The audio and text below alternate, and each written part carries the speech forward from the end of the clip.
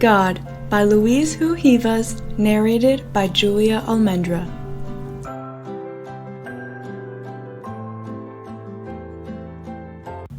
Little Sheila, Andre, and Loopy the puppy traveled to France to discover the wonders of the city and all the artwork in its museums. As they strolled, they observed how beautifully constructed the buildings were. "Whoever built these must be very smart," said Andre. Loopy agreed. As they approached the famous Eiffel Tower, they came across a book left by someone, the Spirit's Book.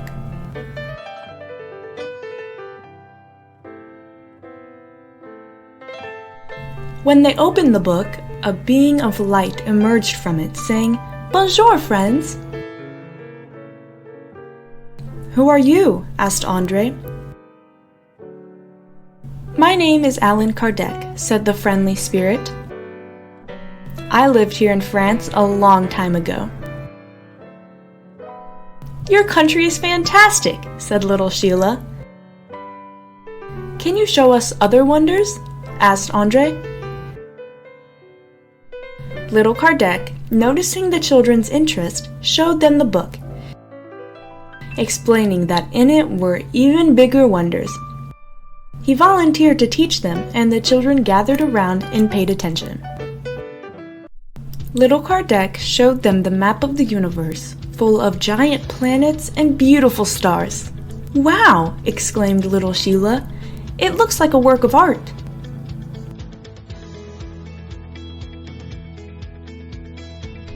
"Who made all this?" asked Andre. "Every work of art has a creator. In the case of the universe, its creator is God." Loopy imagined he was on a voyage through the stars. "Look at your hands! A mini-universe exists within them," said little Kardec. "With a powerful magnifying glass, you'd be delighted to see all the life that exists there."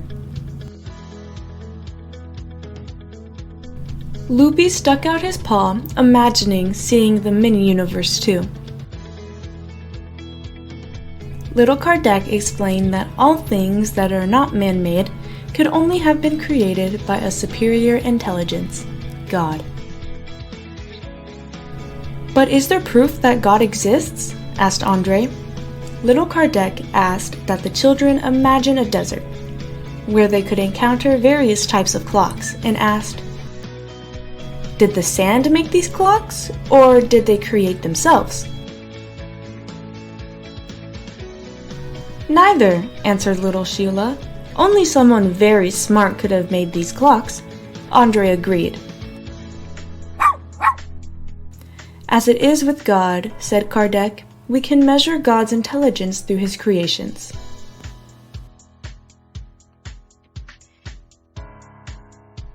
"But what is God?" asked Andre. "We don't know exactly what God is," said little Kardec. "But we can learn more about him through his laws." "Tell us more," asked little Sheila. Little Kardec explained that there are 6 attributes through which we can gain a better understanding of God, and promised to explain each of them. First, God must be eternal because his laws have always existed, even long before the dinosaurs. Loopy imagined a park full of dinosaurs and was quite afraid. "That was a long time ago," reassured little Sheila. Second, even with the changes the planet goes through, God's law is unchangeable.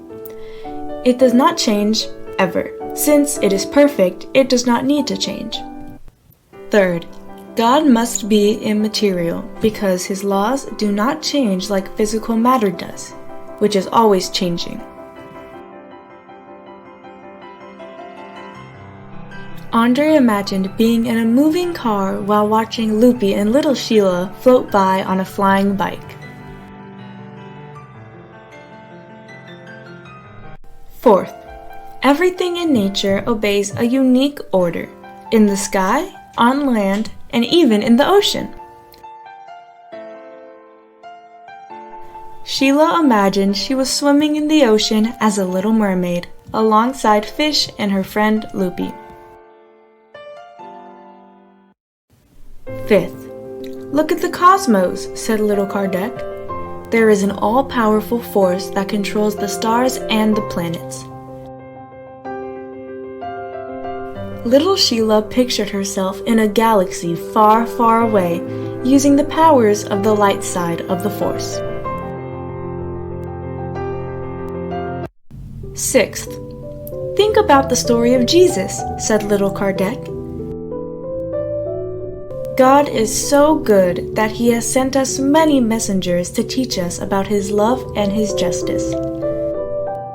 Loopy imagined himself with Andre and little Sheila receiving a hug from their friend Jesus after praying the Lord's Prayer.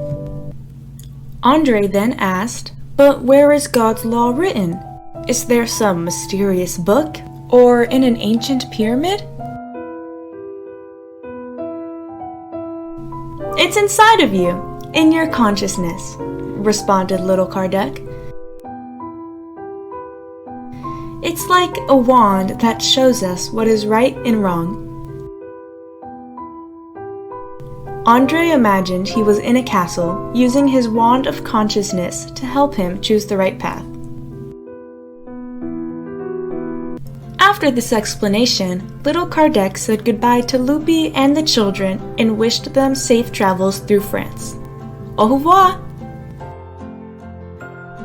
Andre and little Sheila were happy with all they had learned and went on with their journey, now knowing that in addition to the wonders of the material world, there also existed the wonders of God, which are everywhere, even in our hearts. The end.